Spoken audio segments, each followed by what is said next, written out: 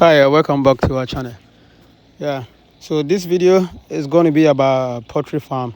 I'm going to show you guys a little bit about our poultry farm, and also I want to explain to people who want to start poultry farming, like some little process that they can learn from here. Whenever they want to start a poultry farm, especially when they get a brand new chicks, day old chicks. So let's say you want to start a poultry farm, and you get the day old chicks, come to your farm. So, when you get the day old chicks, then they tell you that, okay, they are going to be arriving on Monday. See, so the day before Monday, what you usually have to do is, you get ready.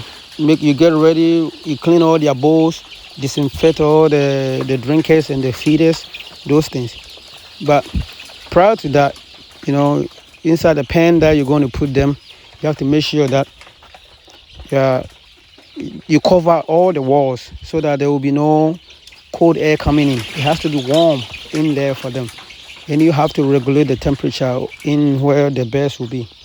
So like on here, what you guys see is our day old chicks that we got like I'll probably say about a week or 2 weeks ago. See that the walls are all covered and we have some heat lamps in there. Previously we didn't put them actually over here. We put them in a different room for about a week. That room is warmer than where they are now. Then from there, about a week, we moved them to this one. It's a little bit bigger. Then we still have all the walls and the fence covered with plastic so that the heat will stay in there. That's how you do. You prepare the room, clean, disinfect it. Then once the bears come, let's say about an hour before they come, you have to prepare your glucose solution, something to give them energy. You have to get all those things ready before the bears get there. So you get the feed in there, which normally you have to use either broiler starter or chick starter for them, depending on which one you want to use. They are all about the same thing. So you get the chick starter in the bowl, the smaller red bowls that you guys see over there. You need a smaller one so that they can actually stand in there and eat. If you get a bigger one, they can eat. And also the drinkers, you need a lower one so that the chicks can actually drink from.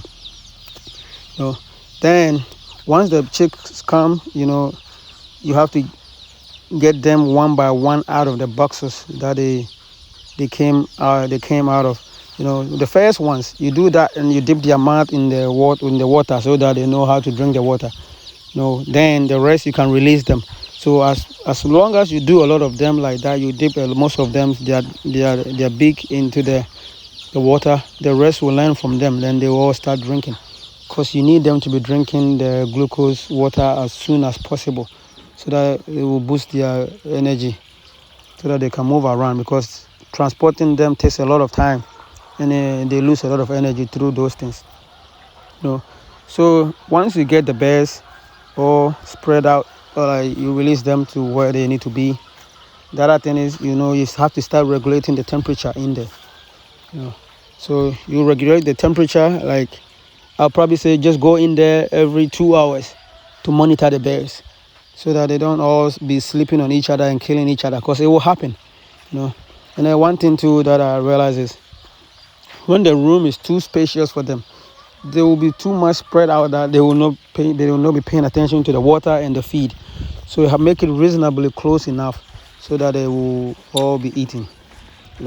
So the broiler starter or the chick starter, what we do on our farm is we give to the day old chick, the day one that they come, we give it to them for 8 weeks. So let's see. So a month is 4 weeks, and another month 8 weeks. So 2 months. You want to do that for the chick starter or the broiler starter before you switch to either the grower mash or whichever mash. I don't know. People have different names for them, but we call ours the grower mash. Then you feed them the grower mash for about 4 weeks. Then you switch to a different one, like a pre-layer or something. You give the pre-layer to them until you see like some eggs drop. Then you switch to the layer mash People do that, yes, different. So I'm just giving you guys an idea about what goes on with this poultry business thing. But when the day-old chicks comes, that is the difficult part, because of the monitoring and all those things that goes on. You can't even sleep. Every night, like, you have to wake up about every 2 hours to go check on them. Yeah, sure. Like I was saying, so you always want to make sure you check on the birds to make sure they are eating and drinking water. Then once you are doing that, always just whenever you go into their pen, the day-old chicks, their cage, you walk around all over to make sure they are all moving around. Whichever ones are very, very slow and not moving around, you get them, isolate them somewhere. So in the same pen, isolate them with some fence, build some fence around, put some heat lamp in there, and pay a particular attention to those ones so that they can regain their strength. So let's say like you have your day-old chicks and everything. When they come, the next thing that you're going to have to start paying attention to is their vaccination schedule and their vitamin schedule and all those things. Because in Ghana we have a list of those things and a chart that all of those things are on. So you have to go get one of those charts. Make sure that you follow them. They say that give them vitamins today, you give them vitamins today. They say that give them vaccination today, you give them vaccination today. There was one video that I skipped a little bit in here, but in there, if you guys noticed, in one of these, there was no drinkers in there. So the reason why there was no drinkers in that particular pen was early morning, before we give them vaccinations and vaccination like those oral ones, we have to take all the drinkers out, then fill them up, go clean them, then make the vaccine solution and bring it back. Because the reason why you do that is when you take the drinkers out for about, let's say, 2 to 3 hours, then you bring the vaccination inside the water.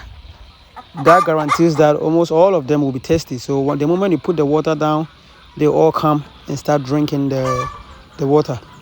And if you're going to do vaccination for chickens, make sure that you do that early morning before sunrise.